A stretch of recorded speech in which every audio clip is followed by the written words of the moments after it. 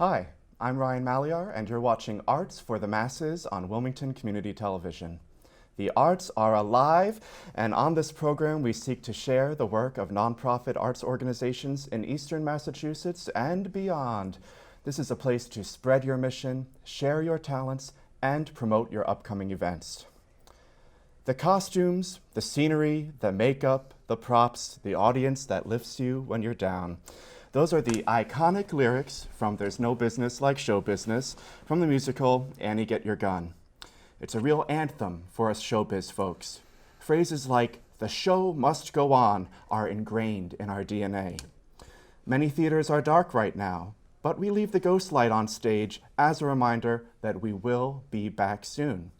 Today, we have guests from Greater Boston Stage Company in Stoneham, Massachusetts. Weylin Symes is the producing artistic director, and Ilyse Robbins is the associate artistic director. Welcome to Arts for the Masses. Thanks for having us. Thank you. It's great to be here. So, Weylin, Greater Boston Stage Company is your baby. Yes. Walk us through its inception and how it got to where it is now. Well, some of you may know us as Stoneham Theater. We started as Stoneham Theater back in December 1st of 2000, presented A Christmas Carol, our very first show. And the building that we're in is smack downtown Stoneham. It was built in 1917 as a vaudeville house and silent movie house.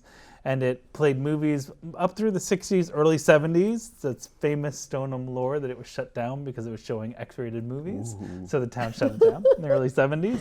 And it was used literally to store mattresses in like the 30 years intervening until the owner of the building died in the late 90s and went up for sale. And a renovation took place in 1999, and the nonprofit was formed, and we kind of sprung fully formed in 2000 as a professional regional theater in the building. We've been there ever since with a 7-show professional main stage and an extensive education program as well. That's a really thumbnail sketch of the last 20 years. Really good. Now, you are a nonprofit. We are. And when people think of theater, they sometimes put it into two very distinct categories. And they think professional, sometimes they think Broadway, national tours. But when you throw in the word nonprofit, it turns to community theater. And here you are, a professional, nonprofit theater. Are there many like you, or are you an original? Oh, there are a lot like us. What I often say is something we talk about all the time. Our location makes us unique, that what we are is considered as a regional theater. It's a nonprofit theater. We do, as you said, we deal with the Actors Equity Association, so we do use professional actors. Most theaters like ours exist, as I like to say, in cities or in tourist spots.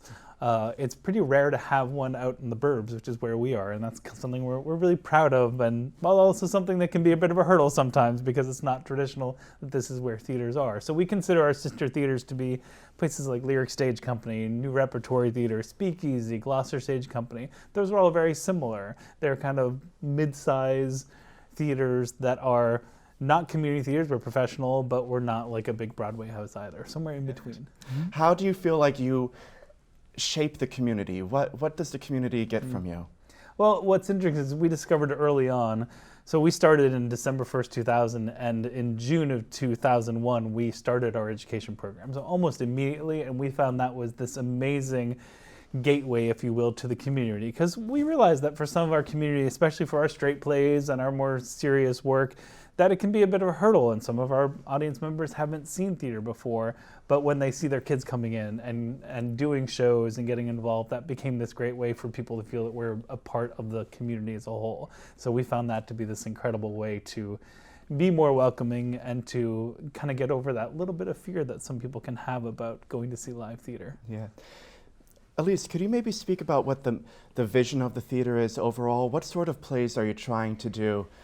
Are you trying to stretch people's imaginations? What's the goal here? That's such a great question. I think The eternal question. The eternal question. And I think we do a little bit of both. One of the things that I think Weylin does really well when he picks a season is he gives us a mix of the old standards, the old standbys, some musical theater, some candy to go with your something sweet. Something to go with your spinach, maybe. Right. I love spoonful of spinach, sugar. and I love spinach. Yeah. So we do. We have a new play series that always happens. There's always the Don Fulton new play. So we try to grow both. We're trying to grow the audience, and we're trying to grow new playwrights and the actors around us. So in those 7 plays, you're probably going to see 1 or 2 things that you've heard of before and that you know and feel really safe going to. You know what you're going to get. And then you're going to have about 3 that are new and interesting and intriguing, and hopefully you'll learn something either about the world or yourself or life. I also love twists on familiar things. Right. Both I find them interesting, but I think our audience loves it. Great examples are Miss Holmes. We did this show called Miss Holmes, which is... And everyone knows classic everyone knows Sherlock Sherlock Holmes, and the twist here is that Holmes and Watson are women, but it's still set in the 19th century England, and asking the question, what would it be like if 2 women were trying to solve crimes at that time? And I really love when you can take something familiar but put a whole new twist on it that makes you look at it differently. We've been talking in the past few seasons about telling old stories but in unique ways. I think Being Earnest was a really good example of that as well. So Paul Gordon and Jay Gruska did a musical version of The Importance of Being Earnest, which Oscar Wilde wrote, and it's a musical put in the 60s. And he wrote the musical Jane Eyre, is that right? Yes. Okay. And also Emma, which one of the actresses that graces our stage quite often, Effie Artema, just did in Chicago, and she was just nominated for a Jeff Award. Terrific. So do you get to develop new works as well? We do. Sure do. Ilyse mentioned that we now have 2 programs in the works. Don Fulton was this incredible sponsor of ours who passed away a few years ago, and it gave us a lovely donation, and we kind of named a whole, 1 show a year after him, the Don Fulton New Play Project, where we commit to producing a brand new play every year. And we also have another donor, Joseph Spinazzola, through the Foundation Trust, who has sponsored a play each year, which is a play by pretty much a non-white male playwright in the last 50 years. So it doesn't have to be brand new, but something by a kind of slightly underrepresented playwright and a newer work. And so 2 times a year we are committed now to doing that type of new work that to us really speaks to theater is supposed to talk about the world around us. So you can do that with old plays, but it's nice to do it with new plays. And also it's part of keeping theater alive. If new playwrights don't get produced, theater becomes a museum piece, and that's not what we think theater should be. It should be alive. I think that's the perfect place that we can pivot into. You've just drafted an equity, diversity, and inclusion action plan, with so many theaters have done as well. And I think every organization should have some sort of plan like this in their DNA. What does yours say? Oh boy, it says a lot. Yeah. I think one thing that was a little bit heartening for us is we felt we were on this road, which was great. But we felt like it was time, and we were being pushed, and rightly so, pushed to maybe go a little faster on that road and to look a little more inclusively and holistically about what we were doing. We were doing a lot with what was on stage, but not looking as much as we could with what was off stage and with our staff and with our board. So I think the biggest part of our EDI statement is looking at all of that and saying, how do we move in all those areas at once to increase representation? Because if you don't have representation, then you don't have a voice, and then we're not part of the solution, we're part of the problem. People wanting to see themselves on stage and course. and feel welcome Absolutely. and have that welcoming experience in the theater. And it's not something that I've experienced, so we tend to put on blinders sometimes. Right. So sometimes it takes someone else to yank those shades off and look at the world. Absolutely. Yeah, it's really true. That was a really great experience for us. Well, I thought an important process for us to go through, especially with our board, because it was something that we talk about as a staff fairly regularly, but to take it up to the leadership level was a new experience for us. What I also really enjoyed about it is we worked as a staff. We all were able to give input, but we also went out into the greater community and had input from our friends and family in the theater community at large, which was very helpful for us. Yeah. It's a process. I think it's really important to say is this is a beginning, not an end. For other theaters or arts organizations that might be just beginning to draft these sort of statements, how do you think they should approach it? Do you think having that communication with the staff was vital? There's so many amazing resources out there now. Literally a Google search will teach you a lot. Stage Source, I can't stress enough what a huge role they exactly. played I was for going to say all of the Stage theater Source. community during this pandemic and during this time of Black Lives Matter and EDI statements being something that everyone's working on. They've been a huge resource. I'm now blanking on, there's another great resource that I'm blanking on, the course you took. CELC. CELC. So Arts Connect International has resources as well. I'm going to just go back to Stage Source for a minute because I'm a newly minted board member, so I'm quite proud of it. But it's not me at all. Dawn Simmons and her team have They've been amazing. There are no words for how helpful they have been at this Helpful time. and generous. And just generous, an so understanding generous. that this is new for all of us and we're all trying to learn and move as fast as we can. And been really great about saying, don't rush, but don't dawdle. Find that middle ground of, it's supposed to be a little uncomfortable, but don't move so fast that you're making promises you can't keep or promises that aren't meaningful. That are outrageous. Yeah.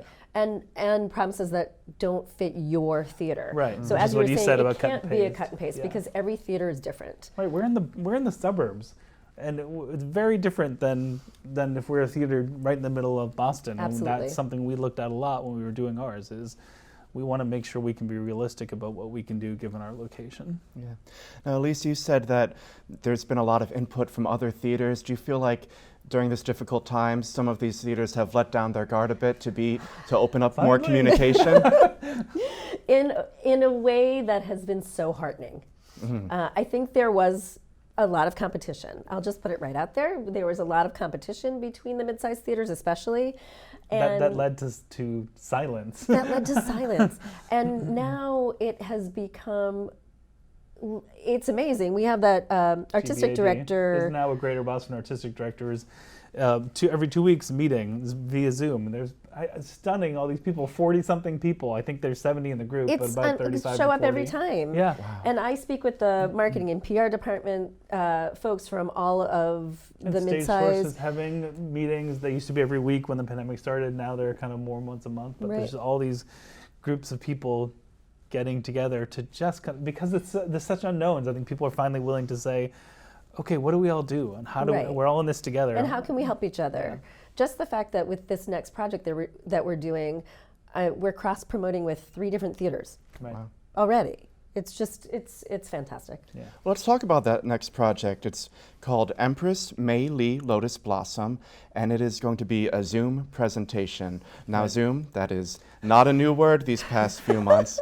So what are you doing? Why is this And not always a performance- nice word. Not always a nice In word. one of the It's theater. a 4-letter word, isn't it? It is a 4-letter It word. can be, So a lot of people are trying to do the Zoom thing. How does it work, and what are the logistics involved with putting actors on Zoom?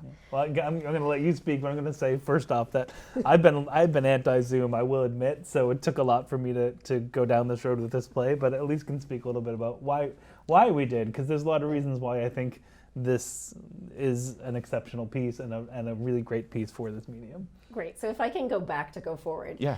So I have known the playwright, Christine Toy Johnson, for somewhere between 6 and 10 years. We were trying to figure that out today, and we couldn't quite nail it down. But Christine had written this piece back in 2012 as a companion piece or a response to a Neil LaBute play. She was commissioned to do it by Guerrilla Theater. So she had done this as a companion piece, and then it had been put away for a while, and she pulled it out again for a women's film festival, a women's play festival, in this past July. And she said to herself, well, this is a meeting that she had originally had written for a restaurant.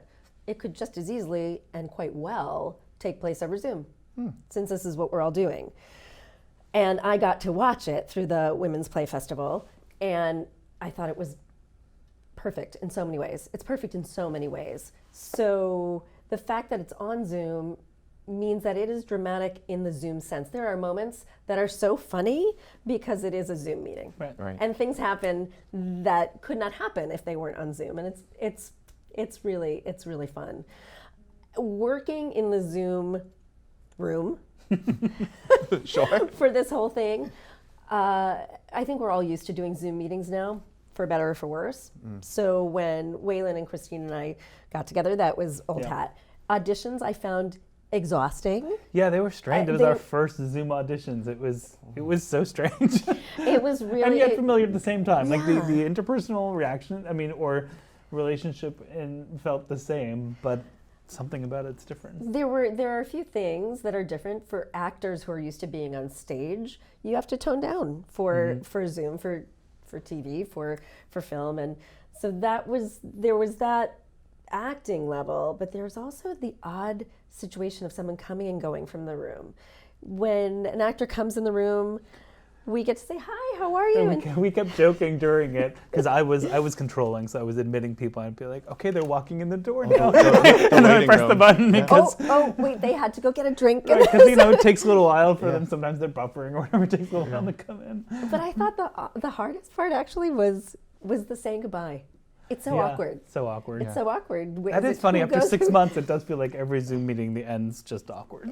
Well, yeah, there's a very set protocol in an in-person audition. You shake Yeah. hands. You shake hands and Yeah, but imagine I'm not a TV guy or a film guy. Imagine it's you can watch on YouTube the clips of like people before and after those few moments, Right. and that's something that you don't have in theater. But suddenly we have that moment of you've said goodbye, but there might still be a second or so before they leave, and just that awkward moment. trying to find the button and Yeah, get me out of this room fast. Yeah. Yeah. But the auditions went well. We had Well, and suddenly full you have no day. geography restrictions either, which is Right. one amazing thing Right. is we can have actors in this From show anywhere. from anywhere, and two of our actors are not local, and Correct. that's fun. and then we had our very first read through today, Oh, terrific. which was We just came excellent from our and first so rehearsal. fun. We just came from our first rehearsal. Did you sit together at the same computer, or were you in Did not. separate We were in our rooms? separate homes. I was Yeah. in my house. and- Yeah. Now, since it's being done on Zoom, is it a reading? Will the actors be memorized in this particular? I love that you asked that because we had an actor ask Yeah, that today. we did. Well, you might Yeah. think, oh, it's a Zoom thing. I can just read it off Right. of my computer right in front of me. Right. But depends on No, this what is you're... we are considering this a performance. Yeah. Awesome. They are meant to learn their lines. It's only a 25-minute piece, which I'm quite pleased with from a marketing sense because we'll get a sense of whether our audiences want to sit through something on their computer screens. Zoom feels different than in person in It terms of does. It how does. the There's, length there's of time. an attention span Yeah. that's very Absolutely. different when you're watching online content. And you're Well, watching. especially because it's inherently, if it's a Zoom play, unless it's very experimental, it's inherently far more static. Right. You know? You're There's tending just somebody to watch sitting there in front of a faces, screen. right? And when you watch something on stage, you get to. When I saw Hamilton can choose where to in the look. theater, I got to choose to watch that choreography over there because I thought that was great. And then I could choose Or myself. if you're like me, you count everything on the stage. That's what I do. Or if you're like, What are you counting? Everything. Oh, Lights. if you Lights, ask me after any squares, show I see how many light people. fixtures, how many books are on the set, I will know. It's what my brain does in any moments where I'm like, Now, this isn't your first Zoom. It's not your first time at the rodeo. no. So it's what our have second. you learned from your first go at it to now? Was there a different change in what sort of material you were looking for that would suit the Zoom platform? Because that's what it seems like you've stumbled upon. Well, I think we knew in this case we wanted to do something that was not a reading. The first thing was a reading, which worked very well, but that play, had sword fights and things. So there's no way we could have actually done it. So we knew we wanted to find things that were actual performances. So that's what this is. It's written for Zoom.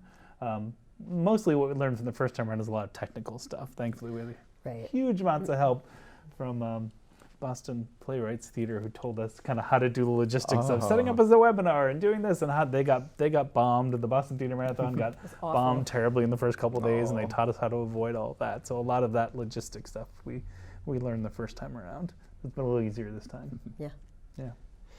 In terms of going forward past this, are there any plans beyond this next Zoom for the theater? Yes. There are. Yeah, Are they we secret? can't- Is we it all can't hush announce hush? anything yet, but I will say we have 3 or 4 things we are looking at, which frankly, some Zoom, some, I will say, without giving anything away, that we're looking at one project that would be more of a radio play with a little twist, because I found a piece that I loved last year. It's about an hour long. I thought, I can't put this on our main stage, it's too short, and suddenly this feels perfect for a radio play to do. So we're considering that. that deals with different unions. So suddenly, everything about this pandemic is doing things we've never done before, and it's endless paperwork that we've never done before. So it's logistically been challenging. We're looking at a few other Zoom things, and we are still looking at, for when we can, the potential for live performance, either live on our stage with no audience recorded, or there's a possibility of looking for some outside performance space as well, either for later fall or for the spring. So lots of things in the works. Every day plans change, like everybody else with the pandemic. We'll keep you posted when things get solidified. Well, absolutely. You have to stay positive, and you have to keep your eye forward. I can say, sorry, I'm interrupting, that we are going to do some education. We're about to announce next week some virtual education and some live dance classes starting for the fall. So we're really close to pulling the trigger on that. Yeah. Let's go to a happy place. Yes. Because this is happy. I'm in a happy place. Yeah. What are some of your favorite moments in the theater's history that you've been a part of, either on stage or behind the scenes? I have far too many. Far too many? Is it hard to narrow it down? The first one that comes to mind, which you would appreciate, is Jonah and the Whale. I don't know why, but in 20 years, that was a musical by an up-and-coming composer that was done out in Minneapolis, and it was a very, very liberal kind of adaptation of the story of Jonah and the Whale, very barely based on it, but just a beautiful contemporary musical, and Ilyse was actually in it, and something about that piece just was magical. Everything about it gelled. It was an ensemble piece with some of the best talent in Boston. And I'm not including myself in that. And it's funny, as a director, it was probably one of the biggest challenges I've had. It was a very strangely complicated directing piece. We set it up with a tiny turntable on stage, and it was just this endlessly flowing travel piece. Yeah, she had to move it. So it was just a huge directing challenge, and the band was on stage and sometimes came out and did some of the acting, and it was a really unique piece. And that, for some reason, that really leaps out. I'd love to do it again someday. For me, I've had so many hats at this theater that I started my first show back in 2006. I choreographed Guys on Ice. Another turntable. An ice fishing musical. It was phenomenal. Such a silly, ridiculous show. So silly and no right to be any good, but it is. But it is. And then I performed. Then I became an actor, and then I continued choreographing, and then I was offered my first professional directing job at this theater. So it's hard for me to pick favorites. I think The Sparrow was one of my favorites. The Sparrow was gorgeous. I was an actor in a show that came out of the House Theater in Chicago that was it's a really special one of those pieces that Weylin picked that was totally unknown. It was a stretch for our audiences, and it was so great. Yeah, it's a really nice piece. It had to do with superheroes, so superpowers. How can it go wrong? Yeah. But my first directing job was 42nd Street. Wow. At Greater Boston Stage Company. Something small and easy. Yeah, I was just gonna say. It's just a nice little show. That skit. It's a little skit. That playlet. Yeah. Just a little piece. But I've also gotten to do premieres, and that I think in recent history, we talked about this earlier. Just last year, or in the past 2 years, I would say no, I've worked on 3 premieres, directed and choreographed Being Earnest, which was an East Coast premiere, choreographed Onegin, which was a U.S. premiere. That's probably top 5 for me, too. And then Swan Lake in Blue, which was a world premiere of a jazz tap ballet that I choreographed 21 pieces for. So. Which is funny because I feel like the reason why you and I are such a good fit originally was that I'm not a huge musical guy. I love some musicals, but I'm not in love with all of them. And certainly I'm not a classic musical guy, and she loves those. So that's kind of how she came in, and now she's doing all this new stuff. Yeah, just stick around for 10 years, and that's I think you work there. As theater artists, sometimes when we're doing a show, it becomes our second home. Yeah. And what's it been like not being able to go home? You're taking me out of the happy place, right? Sad. Well, it's funny. I mean, weird way to answer that is today being in rehearsal. Did it feel nice. It was amazing. Just to be able to flex, exercise those muscles. And I'm not even directing. I'm mostly observing. But just to be in the room and I feel like it's something that makes me happy being in that environment because it's something I think I love to do and I think I do well. And so it was really great to be there again. So often we think about the audience's point of view and how much the consumer enjoys theater, but the actor and the technician I don't and the think director. anyone would do this if they didn't love it wholeheartedly. Right. Yeah. And it was very special today. So Christine Toy Johnson, the writer, is also directing the piece. And she's very graciously allowing me to assist her.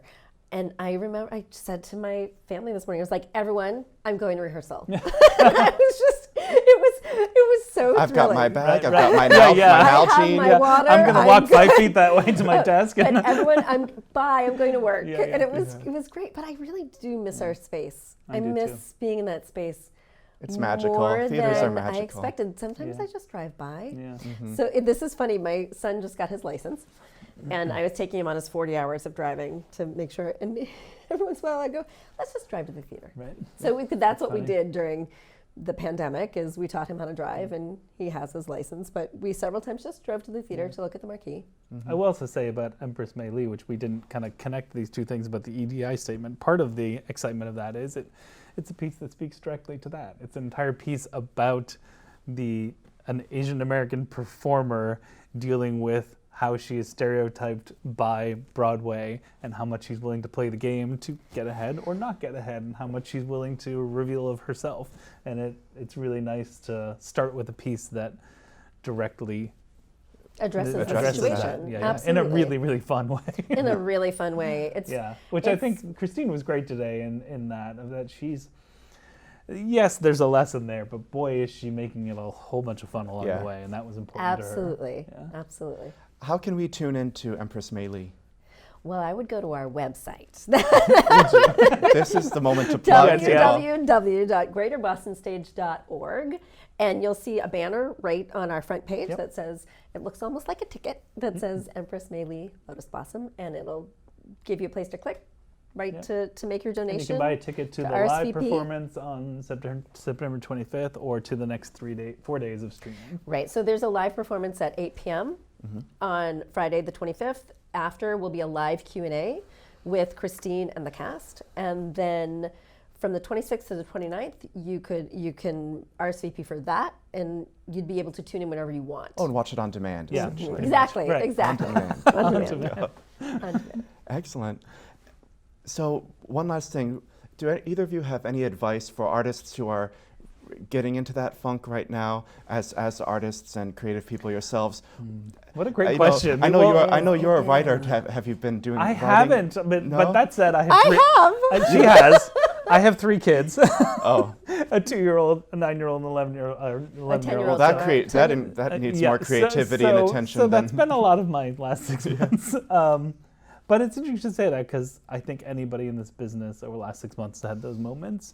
And it's funny because right now I think for the two of us, just trying something feels great. It's easy to think that you can't do anything. Trying even something small feels wonderful just to be flexing those muscles again. So that's my only advice, is just try to do something, because this isn't going away tomorrow. I think for the first several months we all thought, oh, this is going to go away and we'll go back to normal. And now we have to accept that this is a bit of a new normal for a while, and we need to somehow keep moving within it. Right. For me, I would say I've found solace in. I am writing. Good I'm for writing. you. I am very close to finishing a young adult novel that I've had in percolating for years. So there's that. But I'm also taking a lot of classes online. Oh. I find friends teaching musical theater classes. I tried Zumba. Stretch classes, all of that. Boston Ballet has some I did beautiful build a classes. chicken coop. He built a chicken coop. That was my pandemic project. I'd say get a dog. They're just giving yourselves opportunity, but also giving yourselves opportunity to not be okay. I think there's that as well. Can I make a plug for Theater Community Benevolent please Fund do. right now? Absolutely. So there are many artists right now who are in need, because we haven't worked in 6 months. It's dried up. Well, theater is the first to go out, and we're going And to we'll be the we're the last last to to come come back. I mean, we're trying to be as optimistic as we can, but it's dire. It is dire for the theaters and the theater community. And we have a wonderful resource here. TCBF is a fund that grants monies to theater practitioners in the greater Boston area who are in need. And if you go to tcbf.org, you can find the grant application, and we are trying to help as many people in theater as we can. And it's not just actors, actresses, directors, choreographers, designers, technicians, ushers, anybody who's in need, please visit us. Terrific. Well, thank you so much for joining us on Arts for the Masses. Thank you, Weylin. Thank you, Ilyse. Thank you, Ryan. Yeah. Thank you, Ryan.